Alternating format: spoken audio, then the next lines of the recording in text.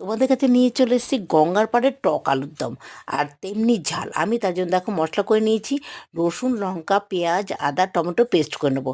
ওরা কিন্তু এত মশলা দেয় না, ওরা দেয় শুধু আদা, লঙ্কা আর রসুন একটু থেতো করে দেয়।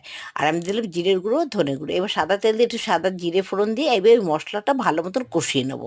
কষিয়ে দিয়ে দিলাম হলুদ, পরিমাণ মতো লবণ দিয়ে এবার এটাকে কষিয়ে দিয়ে দেবো টমেটো। কিছু টমেটো তো এগুলো শুধু আমাদের এগুলো মানে কালারটাও আসার জন্য, অন্যরকম টেস্ট আসার জন্য দিয়ে দিলাম আলু। আলুটাকে আমি আলাদা সিদ্ধ করে নিয়েছিলাম, বড় বড় করে কেটে নিয়েছি। কেটে নিয়ে এবার আমি এটাকে ভালো মতন কষিয়ে একটু তেঁতুল ভিজিয়ে নেবো। গঙ্গার পাড়ে আলুর দম মানে গঙ্গার জল ঢেলে দেয় সব, আমি সেরকমভাবেই পাতলা দুপুর গঙ্গার জল ঢেলে দিয়েছি। একটু তেঁতুল ভিজিয়ে ডলে নেবো। নিয়ে এবার আমি এর মধ্যে দিয়ে দেবো। এই নাম হলো তোমার গঙ্গার পাড়ের টক আলুর দম। যেমনি ঝাল দেয় তেমনি টক দেয়। আমি অত ঝাল দিইনি, অত টক দিইনি, কিন্তু দিয়েছি মিডিয়াম। দারুণ লেগেছে খেতে।